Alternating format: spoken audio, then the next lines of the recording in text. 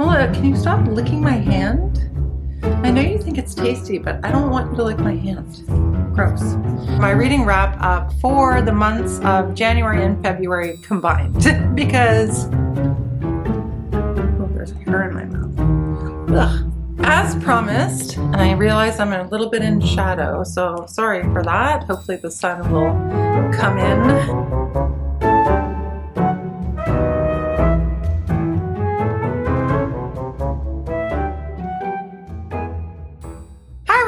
It's me, Jess. I don't know how many books I've read since the beginning of the year. I think I've read maybe 16 books since the beginning of the year, but I'm still going to try to stick to the format of monthly wrap-up. I know that I could have done January wrap-up and posted it now, and then done February wrap-up and posted it next, but I think I'm just going to do it this way. So without any further ado, let's get into some of the books that I read in the first part of this year. I am trying to go in order, so I could have easily called this a January wrap-up, but it just felt very strange to post a January wrap-up in March. I'm going to start with The Bluest Eye by Toni Morrison. This is Toni Morrison's debut novel, and it's my first Toni Morrison. Wow. Wow.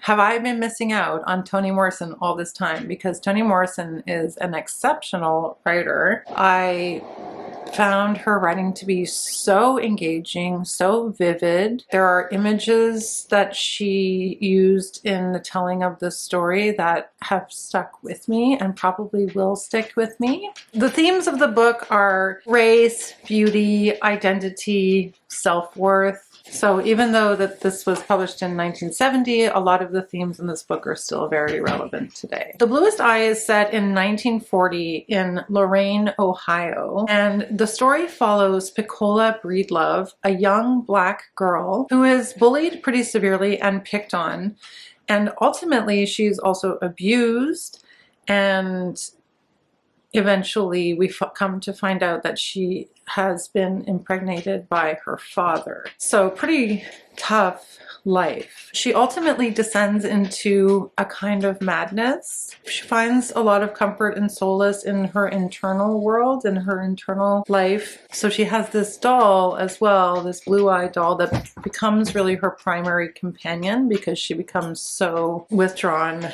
from others. So Toni Morrison herself describes wanting to explore this idea of internalized oppression and internalized racism, which she does do through the story of Piccola in this book, because Piccola faces abuse and bullying not just from other white children and white people, other parts of the story that explore other characters' experiences with racism. But she in particular faces abuse from both white and black people.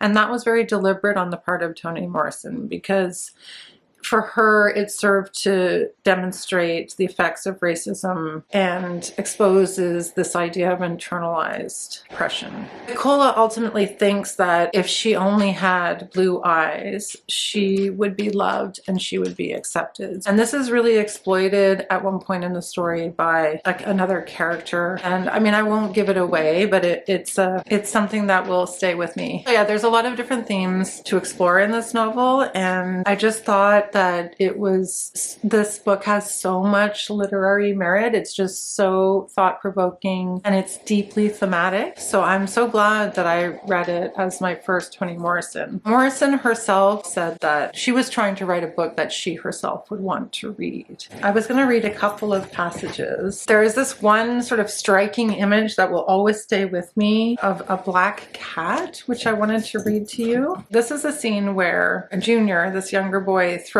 a cat at Piccola. So in this chapter, Junior invites Piccola into his house to see the kittens, to see some cat. When she enters the room to see the cat, he throws it at her and the cat claws her face, really hurting her. So I won't say what happens to the cat or why it's important to the story, because I don't want to give anything away, but this really struck me. After Junior throws the cat at Piccola, she starts to cry, and Morrison writes, "The tears came fast and she held her face in her hands. When something soft and furry moved around her ankles, she jumped She saw it was the cat. He wound himself in and about her legs, momentarily distracted her from her fear. She squatted down to touch him, her hands wet from the tears. The cat rubbed up against her knee. He was black all over, deep silky black, and his eyes, pointing down toward his nose, were bluish green. The light made them shine like blue ice. Piccola rubbed the cat's head. He whined, his tongue flicking with pleasure. The blue eyes in the black face held her. So I thought that was really interesting because she really wants to have blue eyes. The bluest eye. She goes on to say that the blue against the black was so beautiful, and so she thought it was very beautiful, despite the idea that it would be odd to have blue eyes with black skin. I will never be able to forget that image and the imagery of that. I think that's something that Toni Morrison does really, really well. So this is just a passage that I wanted to read that describes a realization that the black girls have after an encounter with this white girl, Maureen, who's in their school. And Maureen gloats about how she's cuter than they are. So Morrison writes, "We walked quickly at first and then slower, pausing every now and then to fasten garters, tie shoelaces, scratch or examine old scars. We were sinking under the wisdom, accuracy, and relevance of Maureen's last words, because she says how cute she is. If she was cute, and if anything could be believed she was, then we were not. And what did that mean? We were lesser, nicer, brighter, but still lesser. Dolls we could destroy, but we could not destroy the honey voices of parents and aunts, the obedience in the eyes of our peers, the slippery light in the eyes of our teachers when they encountered the Maureen Peels of the world. What was the secret? What did we lack? Why was it important? And so what? Guileless and without vanity, we were still in love with ourselves then. We felt comfortable in our skins, enjoyed the news that our senses released to us, admired our dirt, cultivated our scars, and could not comprehend this unworthiness. Jealousy we understood and thought natural, a desire to have what somebody else had. But envy was a strange new feeling for us. And all the time we knew that Maureen Peel was not the enemy, and not worthy of such intense hatred. The thing to fear was the thing that made her beautiful, and not us." Wow. I don't know. To me, that was so good. This whole realization that the entire structure of the world that they lived in and the thing, like the consciousness, the thoughts, the frame of the world that they lived in was what it was to fear. Well, I thought that was amazing. The other passage that I wanted to read you, I think it's possible, you could really do a big deep dive on this. This is an interesting passage. This is a little later in the book, and this is more about the adult experience, the adult black women in the novel. Morrison writes, "Then they had grown, edging into life from the back door, becoming. Everybody in the world was in a position to give them orders. White women said, 'Do this.' White children said, 'Give me that.' White men said, 'Come here.' Black men said, 'Lay down.' The only people they need not take orders from were black children and each other. But they took all of that and recreated it in their own image. They ran the houses of white people and knew it. When white men beat their men, they cleaned up the blood and went home to receive abuse from the victim. They beat their children with one hand and stole for them with the other. The hands that felled trees also cut umbilical cords. The hands that wrung the necks of chickens and butchered hogs also nudged African violets into bloom. The arms that loaded sheaves, bales, and sacks rocked babies into sleep. They patted biscuits into flaky ovals of innocence and shrouded the dead. They plowed all day and came home to nestle like plums under the limbs of their men. The legs that straddled a mule's back were the same ones that straddled their men's hips. And the difference was all the difference there was." Just what she's able to capture in that description, I felt like was really meaningful of the black woman's experience. Those are just a couple of passages that really struck me. As I said, this book really had an impact on me. I really thought it was so good. I didn't realize how much I was missing out on by missing out on Toni Morrison's writings. I'm really looking forward to reading more of her work. So then I guess the next book that I want to talk about is, it's similar in some ways, but it's set 10 years earlier in Canada, and that is Junie by Chelene Knight. This novel was long listed on the list for Canada Reads. It did not make it into the debates competition, which is a real shame because this book is so good. I feel like I learned so much about a part of Canadian history that I didn't know that much about, and I just really appreciated the story that was told of our young protagonist, Junie, in this book. It was so good. Oh, and this book was also longlisted for the Carol Shields Prize for 2023. Junie by Chelene Knight is set in the 1930s in the East End of Vancouver. Junie, our main character, is a very creative, very sweet, very mindful child who is the daughter of a woman who was an aspiring jazz singer but has become a pretty unpleasant woman, deeply dependent on alcohol.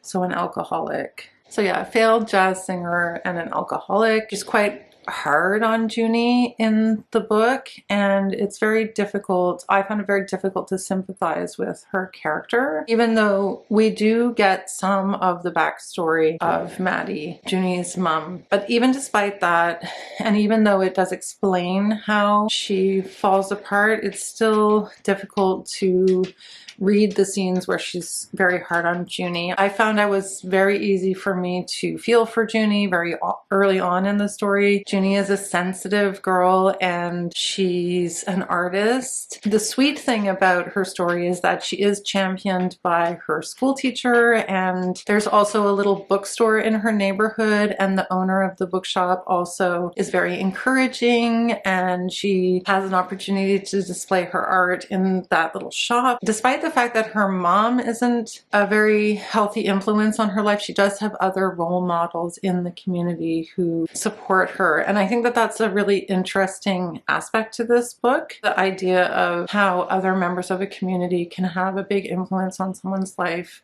for the good. Junie in school makes a really close friend, Estelle, whose mother is also who is also in a single mother dynamic.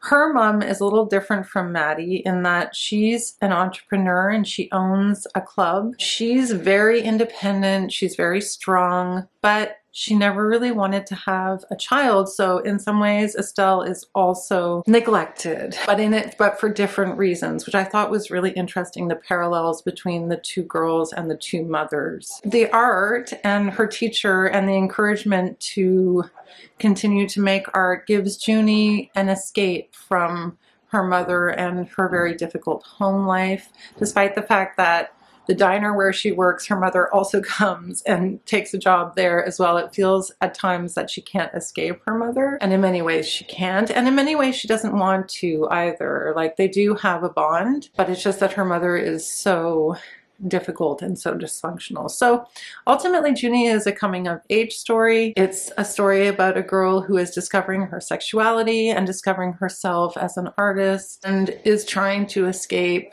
the negative circumstances in her home life through her community and through the friendships and bonds that she makes. So I just wanted to read a quick passage from Junie as well, because I do think that the writing deserves it. I'm really bummed that this didn't get on Canada Reads. I think it would have been a great book for someone to champion. I'm a little disappointed with Canada Reads, both in terms of the books that were chosen and in terms of the defenders, but that's, like I say, a story for another day. The book is nice because it's written in these sort of short-ish vignettes, and it's written from the different perspectives of the different characters. And so this is from Junie's perspective. She sort of falls in love with Estelle, like they're friends, but she also has romantic feelings for Estelle as well. So she says, "When I am with Estelle, I stop seeing the fast-paced world around me.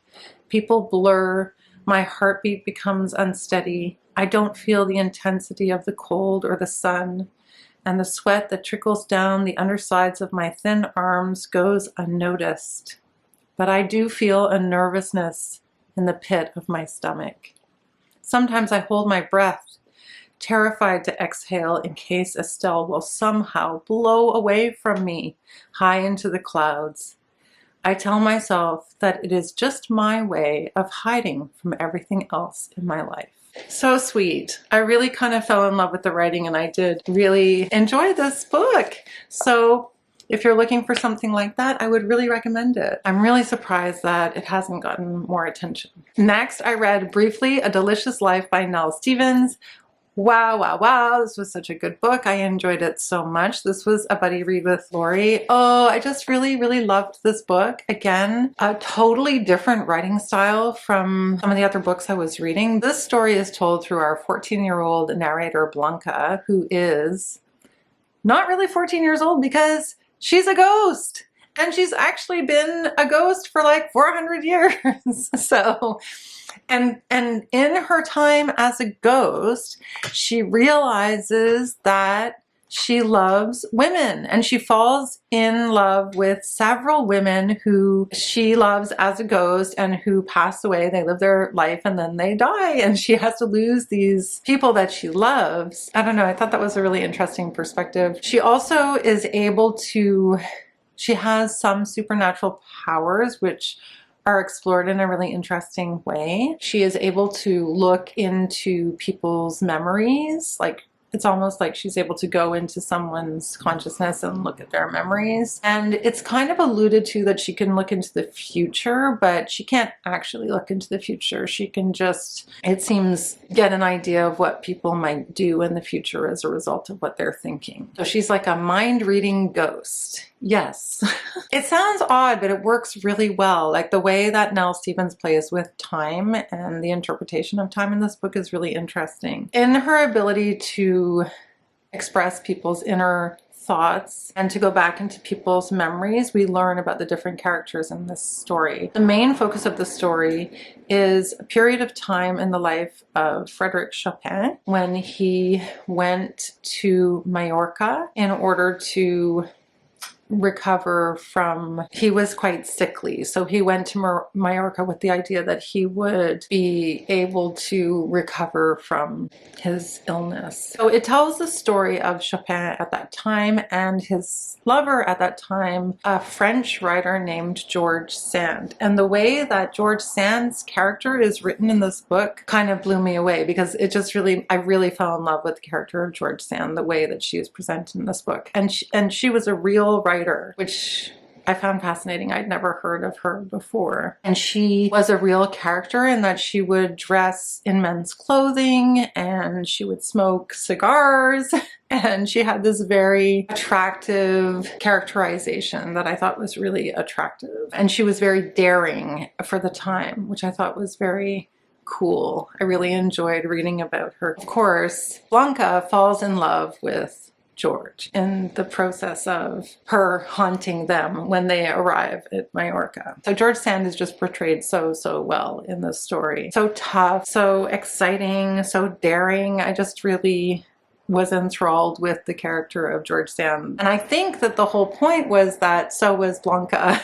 And so we were supposed to feel her kind of passion towards George, and I thought that that was really well done. We do learn more about Blanca and her backstory and how she died, and that part of the book didn't work quite so well for me. I mean, I was fine with it. At the end, when I discovered what had happened to her near the end of the book, I realized that it made a lot of sense. It was a logical explanation, but it wasn't as exciting as I thought it was going to be. So there was a bit of build-up that maybe didn't get, some readers might have a problem with the ending because the build-up is there and then it's not quite followed through. I really think that this is just such a worthwhile read. It's so satisfying. And there were moments when I was reading about Chopin, like there's a lot of people have talked about in other reviews about how sensual the book is, how visceral the book is. And I think that's true, but it wasn't what I loved the most about it. As I said, I loved most the character of George Sand and the way that she was portrayed. And I really loved the character of Blanca too. I will also say though that there are some scenes in the book where we're following Chopin writing different pieces of music, and those chapters are titled by what the piece of music was. For example, Prelude number 11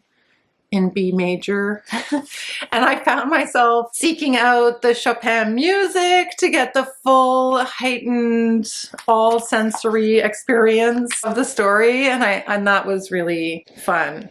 And this is her debut fiction novel, and so I think that it's quite an accomplishment, quite a feat. It's quite unique. It's very different from other books that I've read, and I just really, really enjoyed it. So I would highly recommend if you haven't picked it up yet. It's a wonderful book. Now I'll talk about a book I didn't like that much. I always usually get on here and gush about books, but I actually really had a very difficult time with this book. I was expecting to really enjoy it, but I didn't like it that much at all, and that is Boulder by Eva Baltasar.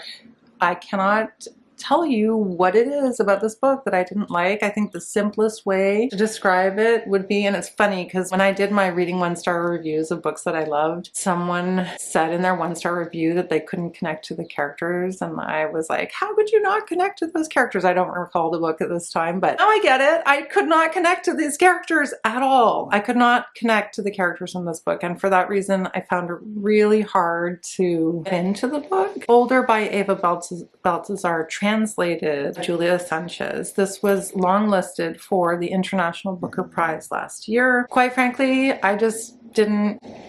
I get that it tells the story from a different perspective maybe than what is a mainstream perspective, because it does discuss the topic of... It has as one of its main characters Boulder, this woman who really is not interested in having kids. In fact, she's not interested in being domestic in any way whatsoever or settling down in any way whatsoever. She's a bit of a nomad. She's a wanderer. She spent most of her life working as a chef in kitchens on ships. And she meets this other character named Samsa and falls for her. And Samsa is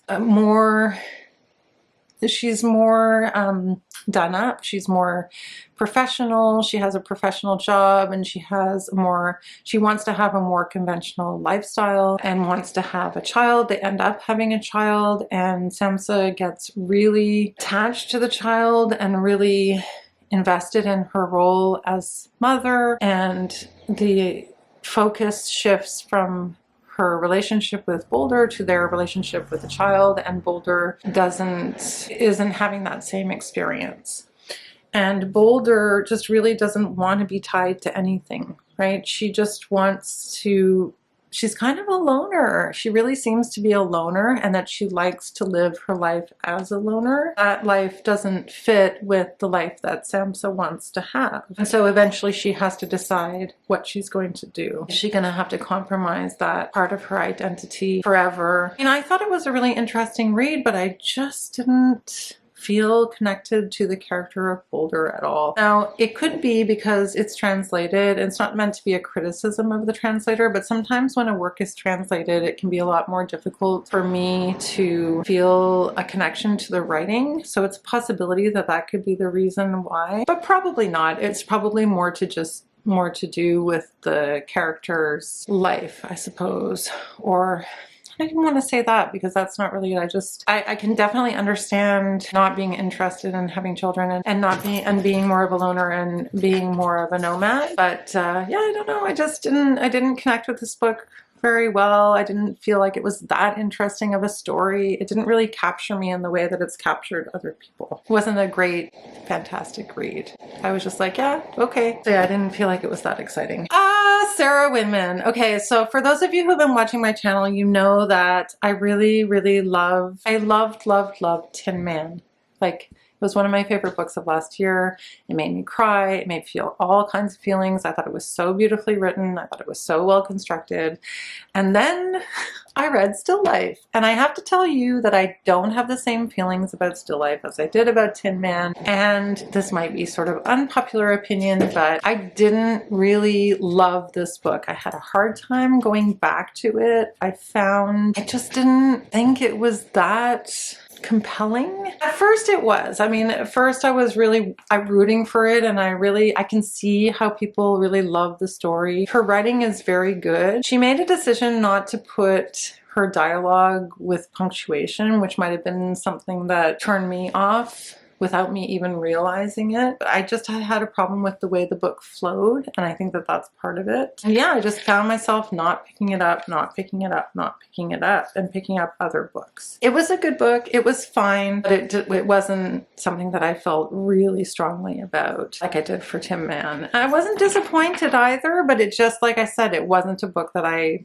wanted to keep picking up. And when I picked it up, I was just like, huh, okay. I don't know why. I just didn't get attached to the characters. I didn't feel really invested in the characters. I enjoyed the story. I thought it was a good book and I enjoyed it, but I wasn't like in love with it the way I was in love with Tin Man. So the novel follows Ulysses Temper, who we first meet in Italy at the end of the Second World War, and he crosses paths with a woman named Evelyn Skinner, who's in her 60s, and she's an art historian, and she teaches him about appreciating art. I thought that part of the book was really strong. Like the beginning of the book I found to be really strong, but then Winman takes us back to the UK, and from here we have a broad collection of characters who are part of Ulysses's life back in London, in the East End of London. That includes Peg, and who is someone that he has a daughter with and that he loves, but they have this strange relationship where they never seem to make it work. It kind of irritated me a little bit. Their lives really revolve around this local pub, and in the pub there's a parrot as the mascot, which is the reason for the parrot on the cover, a parrot named Claude. And then through a series of unforeseen circumstances, we go back to Italy because Ulysses finds himself in a position where he inherited some property there, and they end up turning it into a pension. It just wasn't a 5-star read for me. It wasn't even a 4-star read for me. I would say it was like a 3 or a 3.5-star read for me. It just took me way too long to finish it, to read it, to get through it. It had a little bit of a feeling like, oh my gosh, I don't know why, but it's like it was a bit sluggish for me, and I can't really explain why. And it's very rare that I feel that way about a longer book, and this is a longer book, and it's literally a longer book where I feel like I would have been happy. 100 pages less, I might have even been happier with it if it was a bit shorter. Oh, and then there's a final part in the book which really threw me off. I think she was kind of re-envisioning a room with a view, and then I was really left wondering what she was trying to do. I don't know.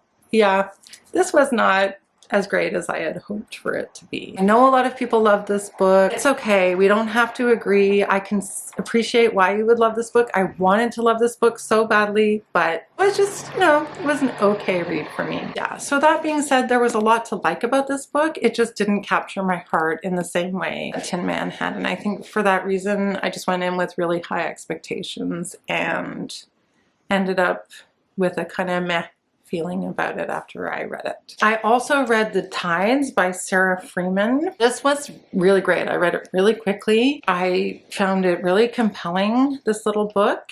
It's about a woman named Mara who, after having lost her baby, runs away from her life, and she finds herself in a small seaside town. I really, really enjoyed it. Sara Freeman is a Canadian writer, and this is her debut novel. It's written in short. It's almost like, I read a review of it where it was described as if you were almost going from room to room, the way it's written. So it's written in these short little passages. It's just very well executed, I thought. It was easy to follow, and this woman, Mara, who's in her late 30s, who has really picked up and left her life and found herself in this small town as an outsider. And it's just about how she deals with the grief of having lost her baby. She's really adrift. She's kind of aimless. She ends up having a brief affair, and there's a series of kind of missed connections with local residences, just missed opportunities to have deeper relationships. But then you realize that she's probably not in a position to really have deeper relationships with people because of what she's going through. She's just, there's something about the writing here that's a bit gritty and it's reflective, but at the same time, it's not super deep. I've heard her compared to Rachel Cusk, but I really didn't have the same response to her writing that I had to Rachel Cusk's writing. Her writing felt more intuitive and flowed better, and it felt a little bit less onerous. Her writing felt a lot more accessible and a bit more down to earth than the writing of someone like Rachel Cusk. But anyway, this is a writer who I will definitely look for more from in the future. I thought it was a really well-crafted story that allowed you to really connect with someone who feels completely lost and in some ways is not even really looking to be found. Like, you definitely get the feeling that Mara doesn't really want to be found, that her sadness, her grief has put her in this position of being lost and staying that way and kind of looking out to this ocean and not necessarily getting any answers. She has kind of an absent way of moving through her relationships in this small community. It was different, it was interesting, and I thought it was very, very good. So the last book that I'm going to talk about in this wrap up, because I know it's getting long-ish, I just wanted to finish the video off with talking about Northwoods by Daniel Mason. I read Northwoods at the beginning of January as part of Eric Carl Anderson's book club, and I really enjoyed this story. At first glance, it seems like it's a series of interconnected short stories, but it's more than that. It takes place in somewhere in the countryside in western Massachusetts, and it's about this house. The story itself, I mean, it's about the house. It's more about the inhabitants of this house over a period of about 400 years. It's really cool because the book is written in different narrative styles depending on at what point we are over that 400-year period, and it's also written with using different narrative tools like letters and journal entries. And I just thought it was really a really different and really cool book. I really, really enjoyed it. Each story had its own sense of time, and the place was the same. And it's funny, the house goes through a weird renovation, and it expands, it gets bigger when the people living there are investing in it. And then when those people die, you wonder what's going to happen to the house, who's going to live in the house. And so you're kind of watching this house become abandoned, and then you have new proprietors who move in, and their lives are so different from the lives of the people who lived in the house before them. Not just in terms of because history is passing, time is passing, but the characters that come to live in this house are very different from one proprietor to the next. It was really cool. I really thought it was really unique, and I really enjoyed it. There are ghosts in this novel, and there are hauntings in this novel. There's even a ghost hunter in this story. So I really liked the way some of that idea, that like the spirits of this land, was presented in the book. It seems to be able to touch on a lot of different topics of human society. So there's the whole idea of the way that the physical environment, ecological environment changes over that period of time, so climate change, but also like how society changes, how culture changes, how people's means of earning their living changes, because we go from a man who's growing apples and different variants of apples and has an apple orchard on this land to someone who's an author and a poet. So the stories of the different characters and the way they earn their living and the way that they sustain themselves and the types of relationships that they have over time. So it's essentially 12 different stories of different people over this period of time, and a lot of them are quite dramatic as well. Like, they are good stories. I sometimes felt like I was reading, like I had that feeling of, oh, we're sitting around the campfire at this place and somebody's telling the story of this person who lived in this house and that person who lived in this house, and have you heard the story about this family who lived here? And it had that feeling for me. So yeah, I really got into it. I really enjoyed this book. I thought it was fantastic. I think it deals with the passage of time and the idea of change, and it's not a progressive. The focus isn't on progress as we move through time, moving forward in time. It seems to be more like the flowing of spurts of growth and then periods of real decay. I think I'll leave it at that. I couldn't believe that it was written by a doctor. I guess he's a psychiatrist, so that kind of makes sense to me. Yeah, parts of it were so funny, like laugh out loud funny. It was really good. It was not like anything else I've read. I really thought it was fantastic. Not a bad start to my year. I'm gonna be filming a second video to go along with this one, so then I'll be pretty much caught up on all of my wrap-ups.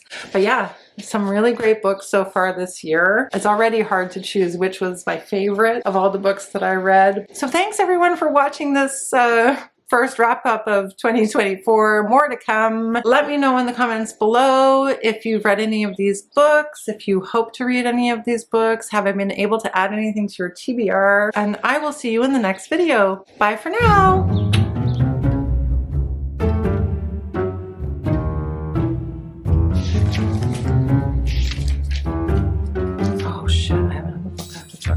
Next up is Briefly Edition. And she meets this other character. Excuse me.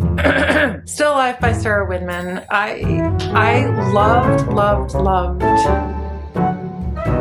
What's it called again? Tin Man. So this is going to be the first. Oh, you want to kiss me? Hi. Oh, hello. I love you too. I love you too. I love you too. Okay. Get it out of your system, bud. Get it out of your system because I'm going to be talking for a little while. Okay. So this is the first in two. I already said that. I'm going to say that again.